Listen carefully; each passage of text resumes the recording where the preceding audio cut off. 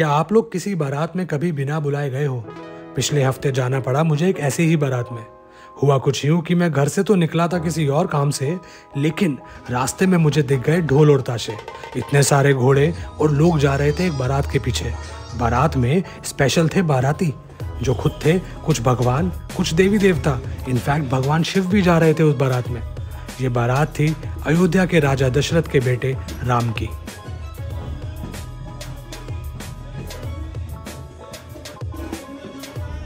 और हर शादी की बारात की तरह यहाँ पर भी चाय और नाश्ते की पूरी व्यवस्था थी। मैंने भी अपना नाश्ता लिया और खड़ा होकर देखा इस बारात को जाते हुए। अब आप बारात में गए और शादी में नहीं गए तो कोई भी बुरा मान सकता है। तो रात को बंटी और मैं चल पड़े मेले में, वो शादी देखने। सारे रास्ते में चकाचक जाम और भीड़, हो भी क्यों ना, भगवान श्री राम की शादी है।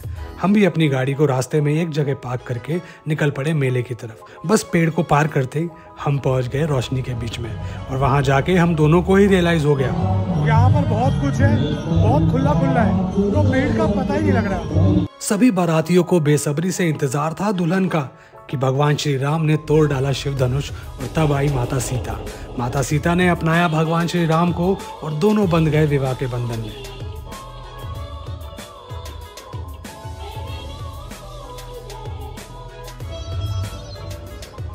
सीता की शादी जस्ट अभी हुई है। और हर शादी की तरह इस शादी में भी बाधा डालने पहुंच गए एक शख्स। वो थे भगवान श्री परशुराम। अब एक बाराती होने के सारे फर्ज निभा के हम निकल गए बाहर। बाहर खाने पीने के इतने ज्यादा ऑप्शन थे कि मैंने कहा चल राइट में चलते हैं। बंटी ने बोला लेफ्ट, एंड हमें लेफ्ट ही जाना पड़ा। और खाने के स्टॉल पे कोई स्नैक्स पे टूट पड़ा है, कोई अभी भी डिसाइड कर रहा है कि क्या खाए। किसी ने कुछ ऐसा खा लिया है कि मुंह से धुआं निकल गया, तो कोई 1000 रुपए कमाने के लिए 1 मिनट में 9 बिस्कुट खाने वाला है। किस्मत का आजमाना तो ऐसा है कि कोई लटक के भी पैसे कमाना चाहता था।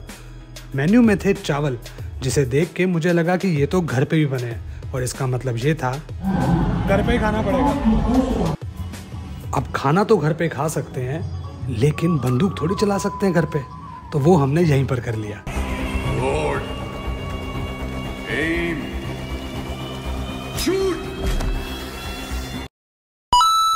और उसके बाद हम पहुंचे मेले में लगे बाकी झूले देखने। झूलों के लिए इतनी लंबी लाइन थी कि वहां पर खड़े खड़े पुतले भी चक्कर खा रहे थे।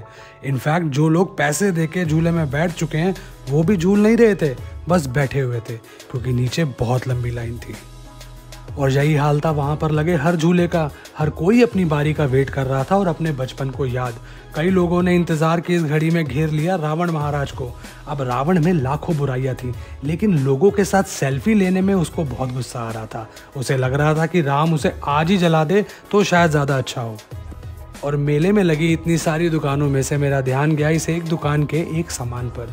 इस चीज़ को उठाकर मुझे आई किसी की याद, और मुझे लगा कि इस बार मेले में जितने भी लोगों ने स्टॉल्स लगाए हों उन्हें बहुत ज़्यादा कमाई हो, उनकी तरक्की भी हो। इसी दुआ के साथ मैं निकल पड़ा अपने घर के लिए वापस। कई लोग वहाँ से जा रहे थे घोड़े पे, कई लोग जा रहे थे ऊँट पे।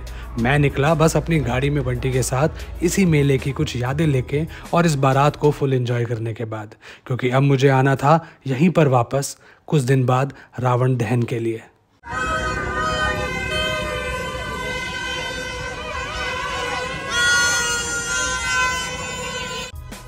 जो आप सोच रहे हो मैं भी वही सोच रहा हूँ। ये बाजा बहुत ज्यादा शोर कर रहा है।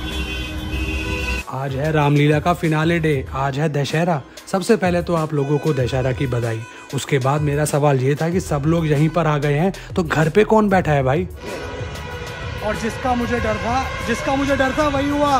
प्रबोध मिलने आया और साथ में बाजा लेके आया वही वाला। ये बाजा पीछे नहीं छोड़ेगा। इतनी भीड़ में दशहरा देखना इम्पॉसिबल था। भीड़ सारी उस तरफ है, मैं और प्रबोध चढ़ने वाले इस पे, ताकि हम यहाँ पर रावण देख सकें। लेकिन तभी आया मुझे याद कि मेरे पास तो कुछ ऐसा है कि मुझे चढ़ने की जरूरत ही नहीं है। आप भी देखो दशहरा ऊपर से।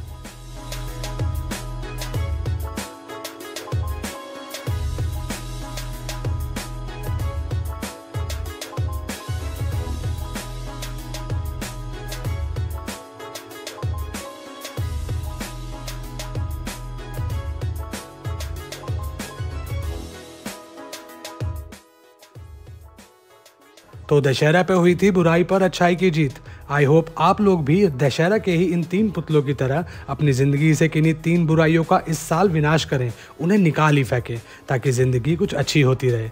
घर वापस जाते टाइम मैंने ले ली जलेबी। अब जलेबी क्यों खाते हैं दशहरा पे, ये आपको पता है तो कमेंट में ज़रूर बताना। फिलहाल वीडियो पसंद आई है तो लाइक करना, शेयर करना, चैनल पे नए हो तो सब्सक्राइब करना।